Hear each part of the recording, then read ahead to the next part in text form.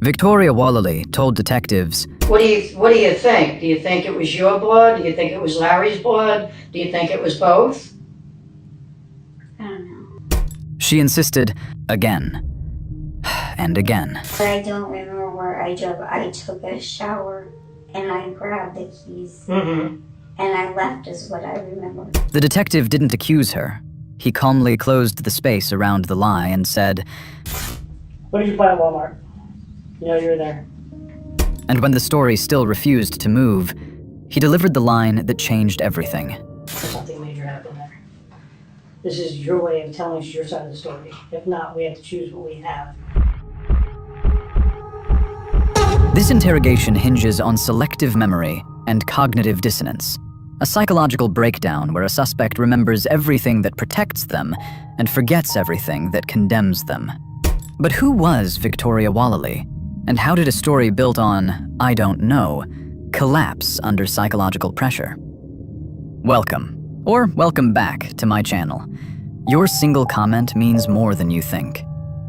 In early April 2020, on a clear and typically warm Florida afternoon, deputies responded to a welfare check at a quiet residence in Crystal River, Florida. Inside the home, they found 50-year-old Victrina Victoria Kit Wallally, alive but severely injured, with deep lacerations on her arms. She was weak, disoriented, and covered in blood. Emergency responders rushed her to the hospital. Outside, in the backyard near a concrete pad and down a slight slope, deputies made a grim discovery. 77-year-old Lawrence Wallally, Victoria's husband, lay lifeless on the ground. His body showed multiple stab wounds to the neck and torso. Nearby were 2 fillet knives. Blood evidence inside the home indicated that the attack began indoors and continued outside, suggesting movement rather than a single, contained act. The marriage had been deteriorating for months. Divorce proceedings were underway. Investigators later learned that the couple had argued intensely the day before, following Victoria's claim that she had discovered disturbing information on Lawrence's phone. Tensions escalated inside the kitchen, near the sink, an area that would later become central to the investigation's timeline. After spending nearly a week in the hospital, Victoria was discharged and escorted directly to the Citrus County Sheriff's Office for questioning. She told detectives she remembered arguing with her husband, taking a shower, grabbing her keys, and leaving the house, but claimed she could not remember anything that followed. That interrogation would become the turning point.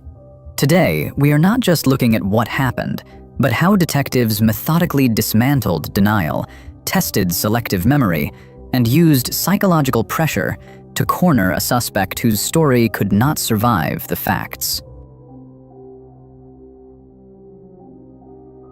You felt like a piece of shit because he had sex with other people? Or? No, it's not him having sex with other people. He's a cheat. Okay, big deal. They're adults, he's an adult. Having sex with little kids is not okay. That's beyond being a cheat. So, it got you pretty angry, right? I don't know what it got me. I just remember telling him, you know, all it takes is for you to grow a pair, man up, and just tell me. He wouldn't tell you? And we go our separate ways. And instead he sits there and denies it over and over and over and over, because that's just the kind of piss ant, little wannabe man he is. And he wouldn't tell you the truth? No. But you already knew the truth because you saw the phone. But even before that moment, I knew had he been cheating. And I'm the one who started the divorce, and he's the one who followed me all around telling me, please come home, I love you, I need you, and blah, blah, blah, blah, blah. And I just kept telling him, all you have to do is just tell me the truth. Because I knew it already. You knew it already, right? Yeah. And he kept lying, and that just made you more angry? No, it's not that it made me angry. It just made me disgusted with him. I understand. Detectives repeatedly validate Victoria's emotions, using phrases like, "I understand," and "that makes sense," without validating her actions. This technique draws on Rogerian client-centered theory, which posits that perceived empathy reduces defensiveness and increases openness. By allowing Victoria to feel emotionally heard, detectives lower her resistance, encouraging her to speak freely and reveal internal contradictions without realizing she is doing so. It was getting you pretty angry? No, I don't think it was really so much angry as just, I was kind of bewildered and frustrated as to why would you go through all of that to continue to follow me all the way to Sarasota, tell me how much you need me, how much you love me, just all of these things. And that is the epitome of a man who has to have his cake, double icing and double cherries. Meaning having sex with her and still you? No, having sex with everybody, anybody. And, and me at home to cook, clean, him, blah, blah, blah. So while you were still living there, was he bringing these women back to the house when you were still there? Where? When you went back to live at the marital home, was he bringing these women back there while you were there? I don't know. I mean, I don't know. You don't know, or you don't want to remember, really? I mean, I don't know. I mean, other than coming to find out that, the things that people involved, I didn't realize that they were right here in Ocala and wherever else, and until I woke up at the hospital and overhearing that I should never heard. Like what? The nurses. The nurses were? The nurses were what? Doing what? Having sex with who? Larry? The nurse. Because I could hear him. You could hear Larry? Talking. Talking. And his whole f***ed-up family and all of that. When Victoria insists she wasn't angry, detectives repeatedly reframe her emotions using alternative labels like frustrated, upset, or bewildered. This tactic is rooted in affect labeling theory, which shows that naming emotions alters emotional processing. By testing different labels, detectives evaluate whether her emotional narrative remains consistent or shifts to avoid implications of rage and intent. Did y'all recently buy a camper? He bought the camper. Okay. He, When did you buy that? Roughly. Remember when? I don't know. Was it before you moved back or after you moved back? He used the camper as like, come back and we'll go camping and we'll try to work on our marriage and blah blah blah. So did you guys go camping? Yeah, just here in Florida. Where'd you go to? I don't know. I can't remember. Did you go to a beach, an RV site? Just out in the woods anywhere?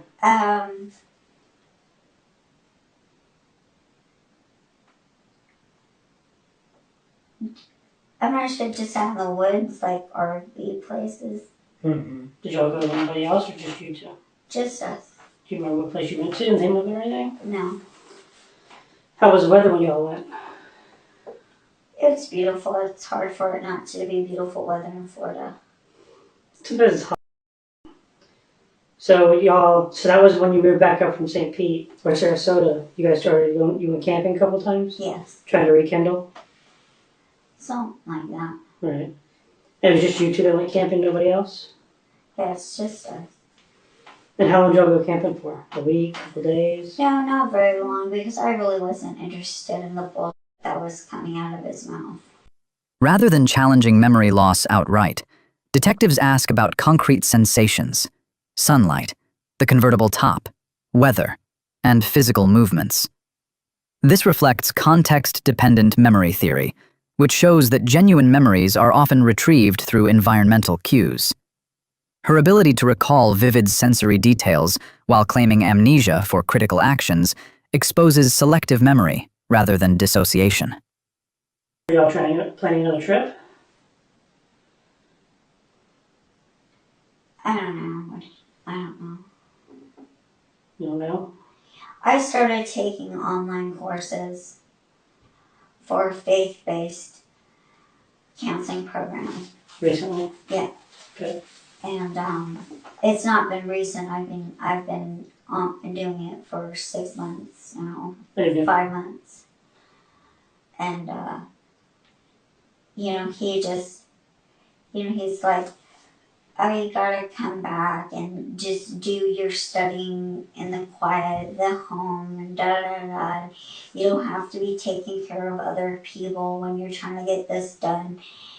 And finally, that was some of the reason why I just went home. Because I was like, fine, I'm here. You wanted me home so bad. I'm here. I'm going to finish my courses, but I'm getting the divorce. Right. So y'all did your trip, you got back about a week or so before all this happened.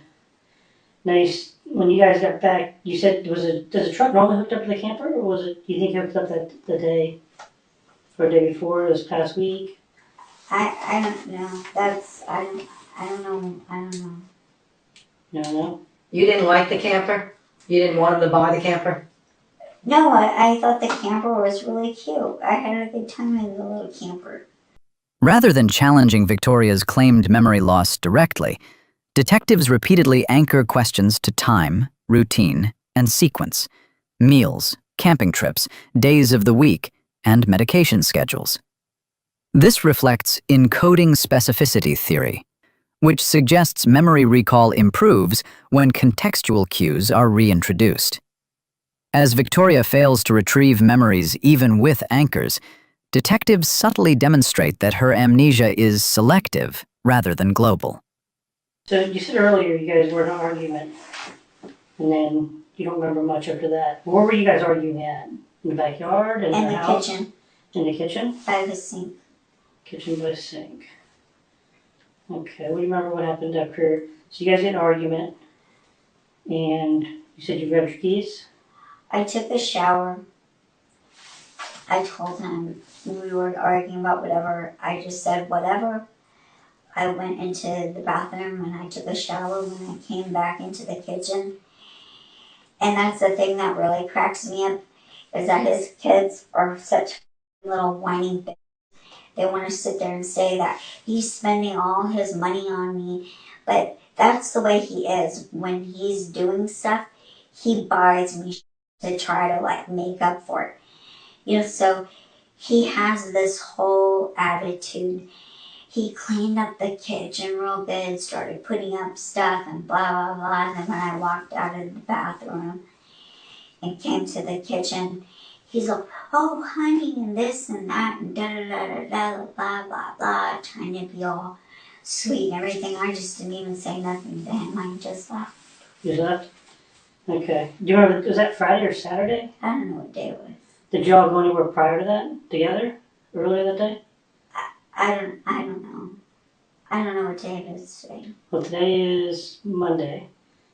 You're in the hospital for roughly a week. You called us on a Monday morning when you found your wrist like that. So was it like a day or so before? Maybe Saturday or Friday morning you guys started the argument? Or Saturday afternoon? It was Saturday night, maybe? I don't know. Okay, so you remember leaving. No, I just remember grabbing my keys. Right, and leaving. And that's it. But you don't remember where you went to? Without legal concession, detectives acknowledge Victoria's claims of bipolar disorder and manic blackouts, but never frame them as explanations for the crime. This reflects attribution theory, carefully separating internal states from external responsibility. By validating her diagnosis while continuing to press for actions and choices, detectives prevent her from using mental health as a narrative escape hatch. Do you remember what knife you used for it? I can tell you it wasn't one of the kitchen knives because all of our knives are very dull. Okay, what kind of knife was it then? I don't know, but I don't know what color it was. I just know that all of our kitchen knives are very dull. Okay, so where'd you cut your wrist at? I know not on your personal body. Where in the house did you cut your wrist? Or did you cut it outside? I don't remember. I just remember feeling so disgusted with myself that I could be married to a person like that, and I just... You cut your wrist? He asked you before if you were outside or inside the house when you did it. Do you think maybe you were outside or? Well, that's what I was trying to remember. And that's why I just said that. All I remember is just feeling so sick to my stomach about what, just what kind of human being I am, that I would find anything about this person attractive. You said that none of your kitchen knives were dull. So where did you get the knife from? No, I said that I know it was none of our kitchen knives because I've been complaining for a very long time that we need new kitchen knives. Mm-hmm. Where did you get the knife from then? Cut yourself. I still don't know if it was a knife or what it was. I mean, obviously it was something, but I don't know what it was. You did a pretty good number there. Rather than arguing motive, detectives redirect to neutral, concrete details: knives, blood, locations, and physical capability. This tactic relies on dual process theory, shifting Victoria from emotional, intuitive reasoning, System 1, to analytical reasoning, System 2. When suspects are forced into factual processing, fabricated narratives become harder to sustain. So you remember? So we'll go back to Sunday. So I guess Sunday night, you remember your wrist being Sunday night. Now what about Sunday morning? Do you remember eating breakfast Sunday morning at all? And do you remember if your wrists were cut at that point already?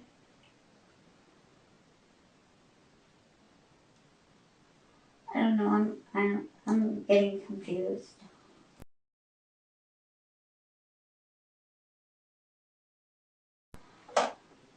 Well, I couldn't open the doors that you have to turn. Mm-hmm. And I was really trained. I couldn't walk very far. So I walked to the lanai, Mm-hmm. and I was calling for him. And I walked throughout the house.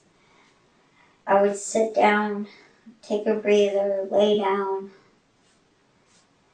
get back up, call, sit down. And I was just doing that over and over and over, and he never answered me. And then I walked to the back. I kicked the door open and down the hill. And I thought maybe he had fallen from the boat. And I just went back inside, and I couldn't. Rather than seeking a confession outright, detectives allow Victoria to speak until her narrative becomes internally overburdened. This reflects narrative overload theory, which suggests that deceptive narratives fail when they exceed a person's cognitive capacity to maintain coherence. What did you see when you said you saw down the hill? What did you see? He was just laying there. Larry? And that's... Did he say anything to you? I couldn't walk down there. I couldn't make the walk down there. I was just too tired. Well, you didn't get down there because you had leaves on you.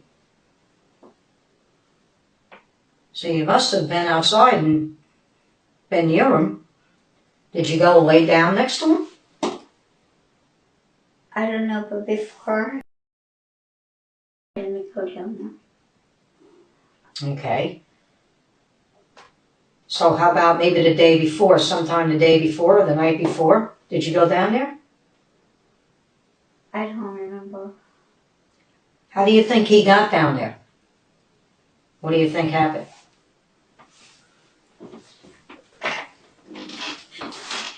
Let's go back to when you guys were arguing. What did y'all eat for dinner that night I don't know. when you guys argued? Did he usually cook or you usually cook? I could. Okay, do you remember cooking anything? Remember if he barbecued anything? When was the last time you guys ate together? We What'd you eat have? together all the time. What'd you eat? I don't know. Did he cook or you cook? I cook. He doesn't cook. I cook. Does he ever cook outside? We barbecue occasionally. Yeah. If you're cooking outside, what would he barbecue typically? Random stuff. Such as? I don't know. Hot dogs, brats, pork steak. What's the last time he cooked on a barbecue? What was the last time? I don't know. Detectives frequently juxtapose Victoria's statements without accusing her, placing earlier claims next to later contradictions and allowing silence to follow. This method aligns with cognitive dissonance theory. When individuals hear their own conflicting statements aloud, psychological discomfort increases. Rather than resolve this discomfort through denial, suspects often begin revising or expanding their story, tightening the evidentiary net. What's the last time he barbecued? I don't know. You don't know? Could have been the day you all argued? I don't recall what day that was. I mean, about a week ago. Maybe Saturday? It had been a Saturday, probably. And this is a subject that, it's just,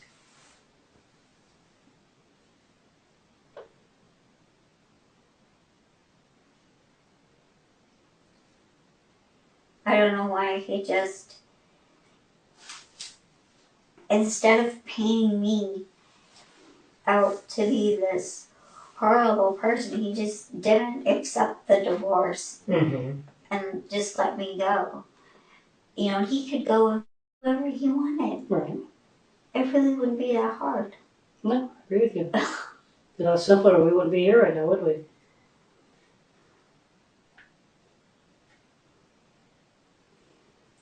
So you argued and you're telling him you knew about the girl he slept with, the 16-year-old, not the adult, you didn't care about that. So what did he say about that? What did he tell you? The same thing he always did. I don't know what you're talking about. I've never done anything.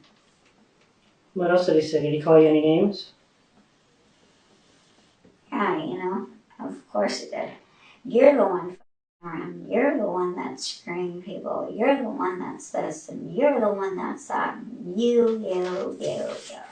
At key moments, especially after contradictions, detectives allow silence to linger. This is a classic application of interactional silence theory, which holds that silence increases perceived social pressure and compels speakers to fill the void. Victoria frequently responds by elaborating unprompted, offering new details that further entangle her account. What do you like to drink normally when you drink alcohol?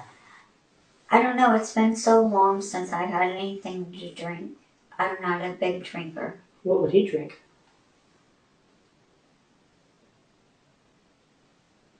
I don't know. I guess it depends on what he's drinking. Well, say he's not at the time, it's just for you and him, what would he drink?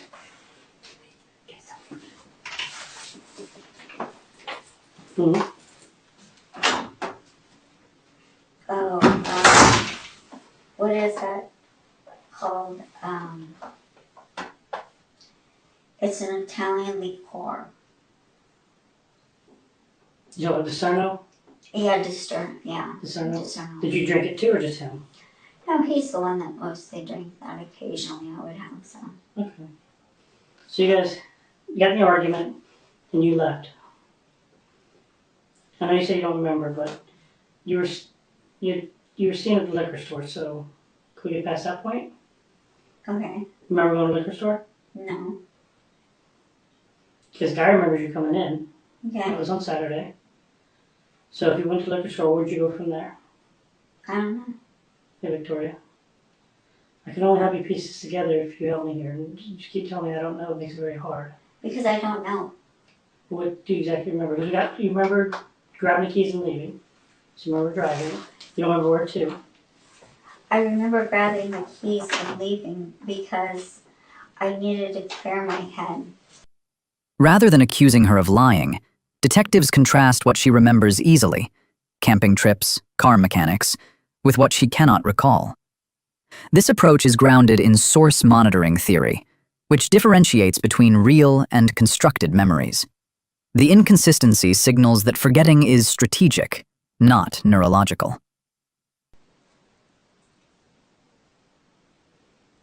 Because we really need your side of the story for this whole thing. I just wanted to clear my head. I thought if I went for a drive, I would just be better. Mm-hmm. So remember about your drive. I don't.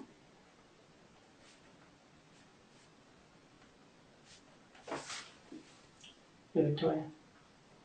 Victoria, you mind looking up? I need your help to help piece this together for what happened. Obviously something bad happened. So we need to find out what happened. I need your side of the story for that part.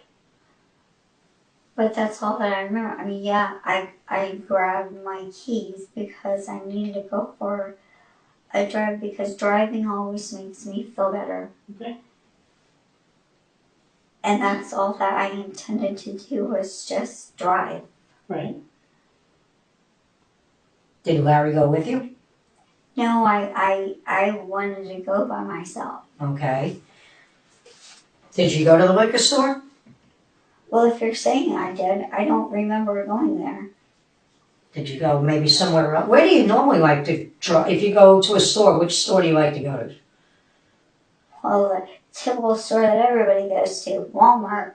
You like going to Walmart? It's the only store around. Okay. So did you go to Walmart too? Early in the interview, Victoria is allowed wide narrative control, speaking at length about her past and emotions. As the interrogation progresses, detectives narrow their questions to specific locations, objects, and physical actions. This mirrors attentional control theory, which explains how stress impairs cognitive flexibility. As her cognitive load increases, to maintain vague or evasive responses deteriorates. I mean, if you went to Walmart, you'd remember that. I mean, it's the only store around, so there's no other place to think I don't about. recall. I don't know. And I don't, nothing. Do you think maybe you went to Walmart? Was there something you wanted to get from there? What type of sodas do you drink? I don't drink soda. And if you were to drink soda, what would you drink? Would you drink an energy drink? No, I don't drink energy drinks. I don't drink things with caffeine. I don't drink sodas, coffee, nothing. I only drink water. Juice. You don't drink soda? Well, this I'm drinking because I have an Upset stomach, right, yeah. But there was a soda in your car. What kind of soda? I'm trying to remember what it was. It was some type of tall can. It was a soda. Some type of soda. I don't drink much soda. I drink mainly water. Yeah, I don't do those energy drinks or. No. Would you do it if you were upset? No. Would you do it if you were tired? No, if I'm tired, I try to take advantage of it and go to sleep. Especially if it's late at night or time to go to bed. So you don't drink soda? Alright, so what other store do you think you may have went to? Detectives repeatedly revisit the same timeline: drive, store, return home, using slightly altered phrasing each time. This technique aligns with cognitive load theory. Maintaining deception requires significantly more mental effort than recalling truth. As questions accumulate, Victoria's narrative fractures, revealing inconsistencies and conditional language. And did you go there on Saturday?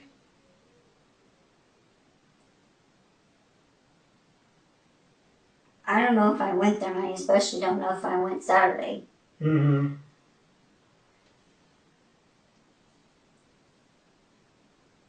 Did you think about going there at all?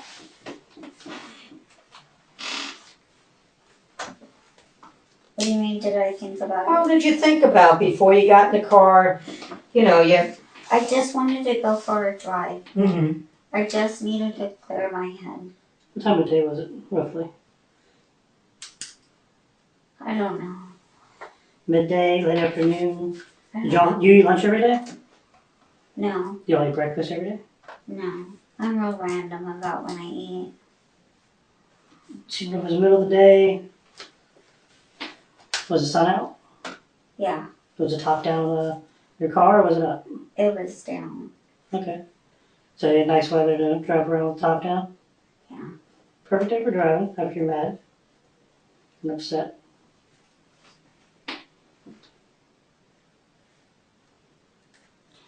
The only reason why I remember the top being down because I was having problems with it. And I was pushing that stupid button up, down, and it wouldn't decide what it was doing, and I just wanted to get out of there, and so I just... What It was he halfway up, halfway down, and I just left. What was he doing when you left? He was still in the kitchen. Detectives deliberately withhold key evidence, store video, purchase records, search history, until the suspect fully commits to memory denial. This tactic relies on commitment and consistency theory, which holds that once individuals publicly commit to a position, reversing it becomes psychologically difficult. By revealing proof only after Victoria repeatedly claims, "I don't know," detectives lock her into contradictions that erode credibility. Who do you think could tell us better about what happened?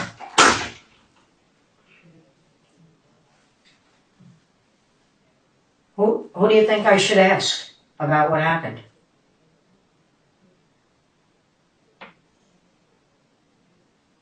Whoever you want. I mean, Well, who?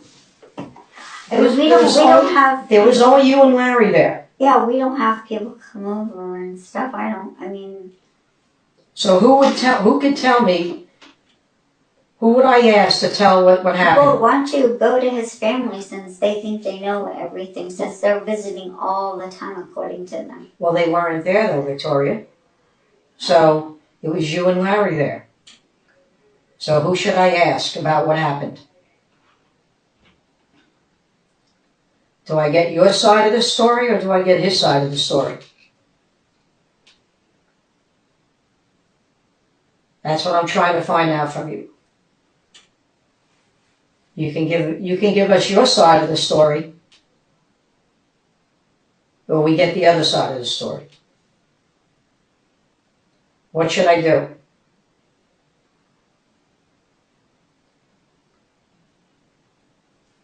Trying to give you an opportunity here to tell us what took place. But I don't remember, so I have... Well, there are a lot of things you remember. You remember him with all these girlfriends. You remember the minor. By stating that only two versions of events exist, hers or Larry's, detectives eliminate ambiguity. This tactic exploits forced choice cognitive framing, which shows that limiting perceived options increases decision stress. With Larry deceased, the framing subtly pressures Victoria to fill the narrative void, or be defined by evidence alone. I know you remember a little bit more than you're telling us right now. Hi, Victoria. Hey, come in. We know that something major happened there. You know something major happened there. This is your way of telling us your side of the story. If not, we have to choose what we have for evidence-wise. So either you tell us what happened, which I understand you may not want to remember it all, but you know what happened. You're not dumb. You're very intelligent. So tell us what happened. We know something major happened. You know something major happened. We already know you went to the liquor store. So obviously we already know more than we're even telling you we know. We know you know everything that happened. I need you to tell me what happened on your side. Give us your version of what happened. If I can remember, I would tell you I obviously try to remove my hands from my arm. Correct. Did you do something that caused you to want to do that? Yes, and I've been telling you that because... What is it that you did? Did you do something to Larry? No, what caused me to do that is I felt disgusted with myself that I could be with a piece of crap like that as long as I was. Victoria, you told us that. Hold on, this over here. Look, Victoria, hey. We know something bad happened. We know you tried to life after it happened. When resistance peaks, detectives explicitly assert investigative dominance, citing video surveillance, phone searches, purchase records, and scene reconstruction. This leverages legitimate authority theory, which shows that perceived institutional power increases compliance. The calm delivery amplifies impact without triggering overt defiance. Were you arguing with Larry outside too? There was an argument outside. I don't know. Victoria. You know we were at the house. We know what happened. So just be honest with us. Well, I'm To glad help that your you side. guys know what happened because I sure the hell We don't. know the end result. We're trying to get your side to help you out. All I know is that he's a disgusting pig. Okay? And Do you think he got what he deserved? he would never be able to get what he deserves. What do you think? What do you think would be punishment enough for him what he deserved? You guys don't have enough of a justice system to give people what they deserve when it comes to child crimes. Well, Tell us. Tell us what would be punishment enough. I don't have a clue. Do you think that you could give him enough punishment? Oh, no. You tried. Victoria, you left. You went to the store. You bought, obviously. Victoria, can you look at me? We obviously know what you bought already. We know you came back to the house. So what happened when you came back to the house? Victoria, Talk to us. I need you to be honest with me. Don't I can help you. I don't remember. I just remember leaving the house. And where'd you get the knives you cut your wrist Wait. on? I can tell you where you, but I'm waiting for you to be honest and tell me. Let's see if you're telling us the truth. How can I believe you if you don't remember, if you don't tell us where you got the knives from? Well, considering that there's only a few stores around that you could ever get anything from. Well, tell us. Detectives repeatedly revisit the allegation involving a minor, allowing Victoria to frame herself as morally outraged. This tactic reflects moral licensing theory, which explains how people justify harmful behavior by anchoring it to perceived moral virtue. Her repeated return to this justification reveals an internal narrative that seeks ethical permission for violence. Well, considering that there's only a few stores around that you could ever get anything from. Well, tell us. There's the bait shops and. What else? You know we know what you bought. So be honest. The I remember doesn't work. Well, I'm sorry if it doesn't work, but I don't remember. I don't know. Victoria, you remember a lot of other things. Remember the top not going up in your BMW. You remember playing with a button. You remember going camping. So, You can tell you're not being honest with us by the way you remember or don't remember. I've dealt with people that actually don't remember stuff. I remember going camping because of the fact that that was supposed to be something that I think it's so funny because I could hear him in the hospital telling his bratty ass children, oh, and he bought her this and he bought her that. And none of that was when I was in the hospital. Recently? Yeah. You know he wasn't talking? I could hear him. I recognize his voice regardless of whatever. You know as well as I do, he couldn't be there talking, it'd be impossible. Well, okay, whatever, you guys can stick to whatever story you want, but I could hear him. Okay, you can hear him. I'm not going to argue your point, you couldn't hear him, but you know it couldn't be him. It was him. And I know the sound of his children's voice. They don't live here in Florida. I know they don't, but they were here. So they weren't here. Yeah, they were. Okay? Yeah, they were. I won't argue the point that you heard their voices, okay? But I will argue the point that you know he couldn't actually physically be there. Yes, he was. Victoria. Yes, he was. Rather than framing her as a predator, detectives position the act as inconsistent with her true self. This exploits identity maintenance theory, which posits that individuals act to protect core self-concepts. Accepting responsibility becomes psychologically easier when it preserves identity as human rather than monstrous. Victoria, I think overall you're a good person. And I think something happened that pushed you over the edge, that caused you to lose control. I'm not saying it was your fault, but something pushed you over the edge. Overall, you're a good person, Victoria. You came back from your drive, and you went manic, and you lost control. See, we can work with that. I understand that. I mean, I deal with people all the time who lose control, and I do understand it. I have sympathy. Maybe Larry didn't, but I can understand what you were going through.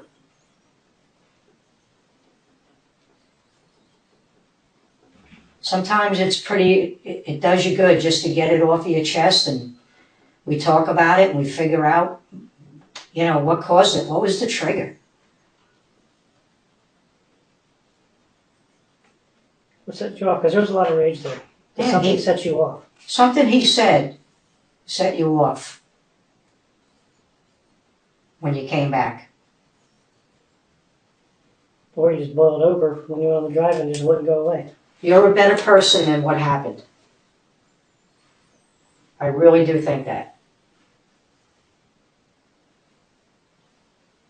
But if I don't get your side of the story, I only have one other side to go on. Detectives repeatedly describe Victoria as a good person who lost control, offering a morally softer explanation. This draws on self-attribution theory, which suggests individuals infer their own behavior by observing contextual cues. By offering a psychologically survivable explanation, detectives invite her to adopt responsibility without confronting the full moral weight of murder. You searched on this day. I'm not saying you didn't search in the past.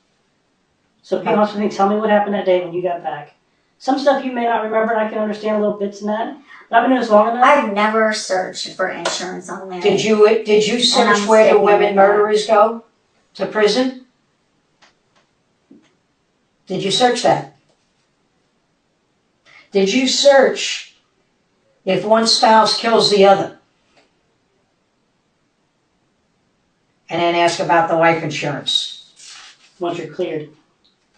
Have everything off your phone. So just be honest with us and tell us what happened on Saturday. I did not search for insurance. I've never searched for life insurance. Well, who searched on your phone then? So, I mean, you guys can go with your bad selves talking about whatever, but I've never done that. I've never done that. And I'm being totally honest with you guys. You're telling me you don't remember anything. That's not being honest, because I have people tell me that. That is being You may not remember honest. parts of it? I agree with that. I didn't look that up. So now you should be honest with me, because I've been trying to be honest with you to get your side of the story of what happened. And now I'm stuck at just saying you went on a rampage and went nuts. If you're telling me that I'm looking up insurance and whatever. It was one I search. guess I'll just ask you- for an attorney. Okay. The attorney question is done. Just so you know, you're being charged with murder of your husband. I tried to get you to be honest. So you want Oh, you to? said you don't want to talk to us, so. I give you plenty of options. I've been telling you guys I don't remember it, and you're telling me I did that, and I didn't. By clearly stating that she is being charged with murder, detectives remove ambiguity about stakes. This reflects prospect theory, which shows people become risk-seeking when facing losses. At this point, withholding the truth no longer offers psychological advantage. Victoria Kit Wallally pleaded guilty to second-degree murder with a deadly weapon and was sentenced to life in prison. This sentence reflects the most severe punishment available under Florida law short of the death penalty and indicates the strength of the prosecution's case. From a legal perspective, a guilty plea to second-degree murder typically means the state possessed overwhelming circumstantial, forensic, and behavioral evidence capable of sustaining a conviction at trial. By accepting a life sentence, the defendant avoided the risks of a jury trial that could have resulted in additional findings of aggravation. The court's imposition of life imprisonment underscores that the killing involved extreme violence and a depraved disregard for human life, even without proving premeditation. Ultimately, the sentence confirms that the interrogation successfully preserved admissible statements